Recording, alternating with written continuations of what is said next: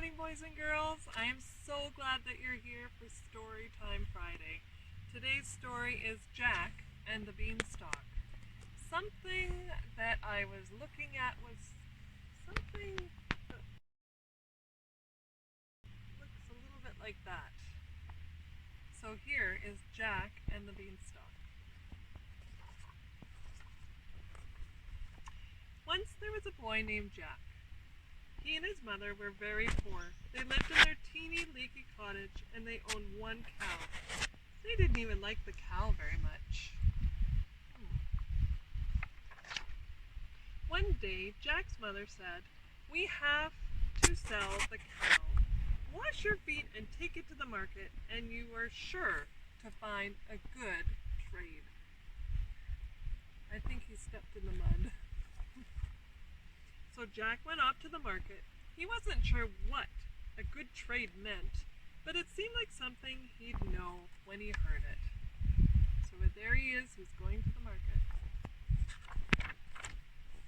Jack was tired from all the walking. Just as he was about to stop for a rest, he met a man who didn't look like suspicious at all. "I'll make you a deal," said the man. "I'll trade your cow for these beans. They might be magic." Jack thought the beans were probably not a good trade, but beans that might be magic might be a good trade. So he traded with the man and skipped home with his prize. Do you think his mom's gonna be happy or sad? Or maybe not so happy at all. When Jack got home, his mother was not happy with his deal. Angrily, she threw the beans out of the window. Since they were so hungry, eating the beans would have made more sense, but that's not what she did. Jack trudged off to bed. He was thinking that only a very big surprise could save them now. But as it is, that would never happen. They should have eaten the beans, I think. That night, while Jack and his mother slept, a surprise grew. And grew and grew until a very big surprise. Whoa! When Jack awoke, he found a beanstalk growing outside of his house. It was a beanstalk so big and so tall that it reached all the way above the clouds. Whoa! Though still tired from yesterday's walk to the market, climbing as high as the clouds seemed like something he could manage. So up the beanstalk he clambered. He went really quick up the beanstalk.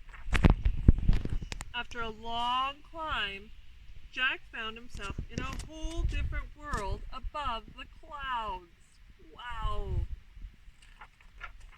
Soon Jack came upon the biggest castle he had ever seen. From the size of the gate, he thought, "A giant must live here.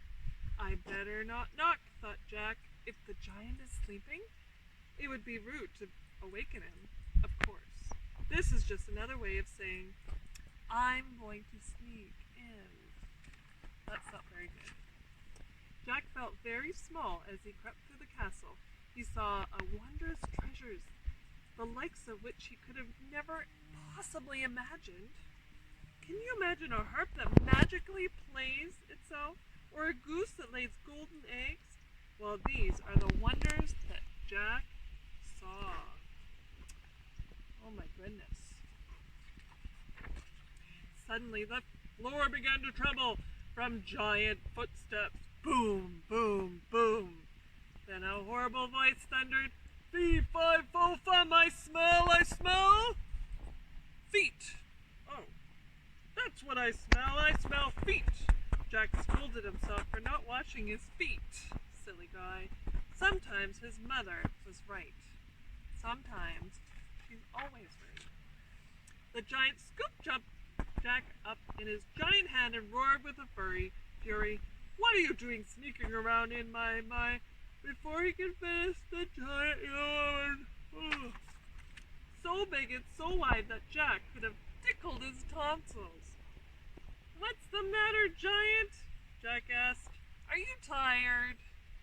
"If that blasted goose," replied the giant, "all night with the honking. I can't even hear my heart playing a lullaby to put me to sleep. Just like that, Jack had an idea. Giant, he asked, what if we take the goose home with me? Then you could have all the rest that you need. Would that be a good trade? That might be a good idea. And Jack and his mother lived happily ever after. The end. What a very silly story. But thank you so much for joining me.